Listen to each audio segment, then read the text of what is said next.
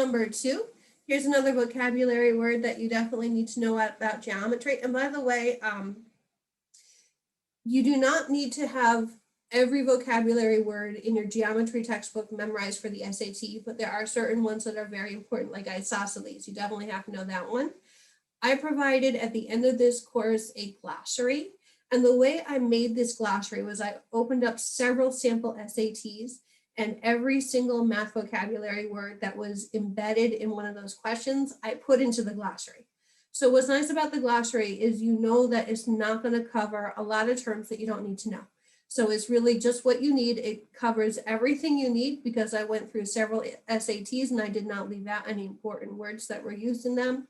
But it's not going to use what you don't need because I did leave out words like scalene. You might know from your math class that scalene is a triangle that has 3 sides that are all different, but I've never seen the SAT use that word. So I don't want you to have to worry about studying it for this test. You should definitely know what it means for geometry and for other things, but you don't have to know scalene for the SAT.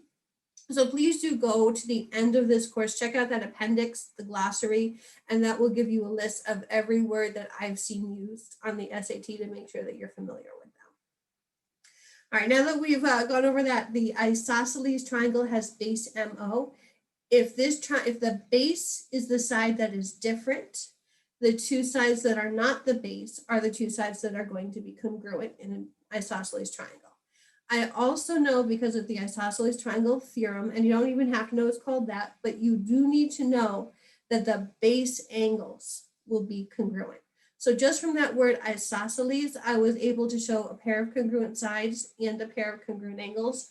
I went and drew that on the figure right away so that I wouldn't have to remember it from the words. I could then visually see it on my drawing. And the next thing I'm going to do is unpack this number 14.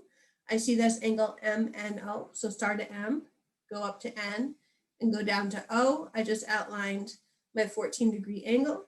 And the question is, what is X? I'll put a question mark here by X. That way I know when I'm going to work on the figure, fill in as many angles as I can. When I get this one filled in with the question mark, I know I have my answer. So the first thing I'm going to do here is I'm going to figure out those 2 base angles. I'm going to do it because I know that the 3 angles of a triangle add up to 180. So if I take that 180 and I subtract my 14, I'll get 166.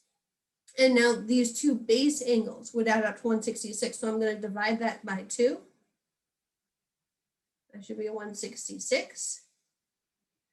And that's going to be an 83. So both of these 2 angles here are 83. And if you have a calculator and you want to double check by adding them up, they should add up to 180. 83 is not your final answer. I see it down here, but that is a trap because remember they asked us for X and that question mark reminds me not to stop just so I got the 83. You have to see here 83 and X make a linear pair. Together they add up to 180. So we'll do 180 minus 83. That's 97. 97 will be my X value. That's what goes here. If you were wondering if there was a different way to do this question, yes, usually in geometry, there's multiple paths from the given information to get to your question mark. So if you wanted to use that theorem that said an exterior angle, X would be considered exterior to this triangle, is equal to the sum of the 2 remote interior angles, then you would just be adding a 14 and an 83. That would also get you to the right answer. It really doesn't matter which path you take as long as you end up getting 97 on your bubble sheet.